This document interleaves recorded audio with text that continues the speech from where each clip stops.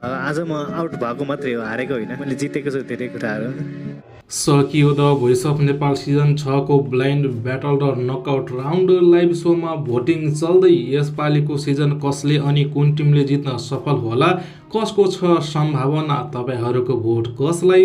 Live सोसम्म आइपुग्दा बाहिरिए यस्ता उत्कृष्ट ट्यालेन्टहरू, सुजन आउट हुँदा रोकिएन कोचहरूको आँसु, भोइसको स्टेज बन्यो नरमाइलो।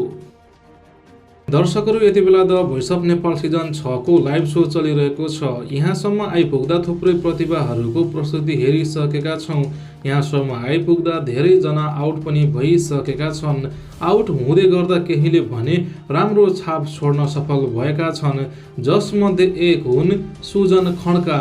उनी ब्लाइन्ड अडिसनदेखि लाइभ सोसम्म आएर आउट भए। उनको यहाँसम्मको यात्रा के कस्तो थियो, कसरी आउट भए, यो छोटोमा हेरौँ।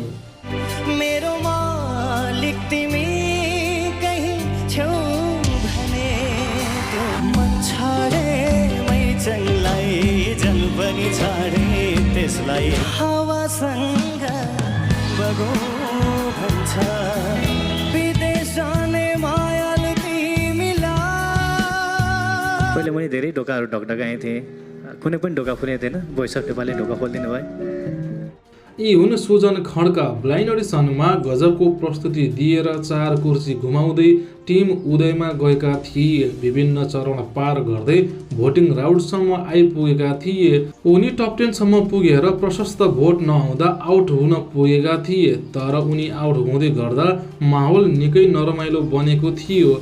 कोच मेलिना र उदयले आँसु नै बगाए। खेम र राजु पनि निकै भावुक भएका थिए। सोको फर्म्याट नै हो, जतिजना सहभागी भए पनि अन्तिममा जित्ने एकजना नै हो। तर आम दर्शकहरूले अति मन पराएका ट्यालेन्ट आउट हुँदा दर्शकहरूलाई अलिकति खल्लो नराम्रो लाग्नु स्वाभाविक नै हो।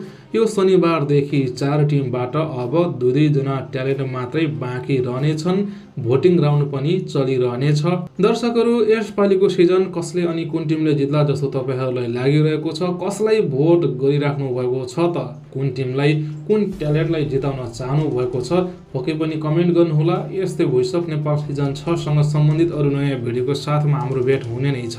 हेर्दै गर्नुहोला। हवस् त, नमस्ते।